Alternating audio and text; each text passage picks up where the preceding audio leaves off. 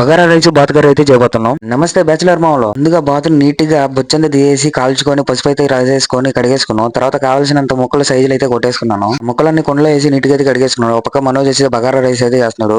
రొంత నూనె పోసి అందులో ఎర్రగడ్డలు పచ్చిమిరపకాయలు అల్లం వెల్లుల్లి పేస్ట్ వేసి బాగా వేయించేసాడు. తర్వాత టమాటో ముక్కలు అయితే వేసాడు. టమాటో ముక్కలు బాగా వేగిన తర్వాత కొంచెం పసుపు ధనియాల పొడి అలానే కొంచెం కారం వేసి అయితే బాగా వేగించేశారు. అవి బాగా వేగిన తర్వాత ముందుగా కడిగి పెట్టుకున్న రైస్ అయితే అందులో వేసి ఒకసారి అయితే తిరగమాతలాగా మొత్తం కలిపెట్టేసాడు మనోజ్ గారు అయితే. అందులోనే సరిపడా నీళ్లు పోసుకొని అయితే ఉడికి చేసుకోవాలి. మీకు ఫుల్ వీడియో లింక్ కావాలంటే మన channel name daily webs with Chintu కింద అయితే లింక్ ఇస్తాను. ఇంట్రెస్ట్ ఉంటే అక్కడికి వెళ్ళి డైరెక్ట్ గా అయితే మీరు చూడొచ్చు. తర్వాత నేను ఒక సెట్ పెట్టుకొని అందులోనే నూనె పోసుకొని తర్వాత ఎర్రగడ్డలు అల్లం వెల్లుల్లి పేస్ట్ పచ్చిమిరపకాయలు అయితే వేసి బాగా వేయించాను. అలానే అందులో కొంచెం పసుపు కొంచెం ధనియాల పొడి కొంచెం కారం పొడి ఇంకా చికెన్ మసాలా అలానే గరం మసాలా వేసి కొంచెం కల్లుపు వేసి నీట్ గా అయితే కలిపెట్టేశాను. అన్ని పచ్చివాసన పోయాక కొంచెం టమాటా ముక్కలు అయితే వేసి మళ్ళీ నీట్ గా అయితే కలిపెట్టేశాను. ఇందాక మనం నీట్ గా కడిగి ముక్కలు కొట్టుకున్న బాతు ముక్కలను అయితే అందులో వేసి మసాలా అంతా వాటికి పట్టేలాగా ఒక్కసారి అయితే కలిపెట్టేసుకున్నాను. అందులోనే సరిపడా నీళ్ళైతే పోసేసుకొని ఒక అరగంట సేపు ఉడికిచ్చేసుకొని మన స్టార్ ఐటమ్ కొత్తిమీర అయితే వేసుకొని దించుకున్నట్టు మన బాతుల కర్రీ అయితే రెడీ అయిపోయినట్టే. ముందుగా అయితే మనోజ్ ఇంకా మస్తాన్ అయితే టేస్ట్ అయితే చేసేస్తున్నారు. సరిగ్గా వచ్చిందంట.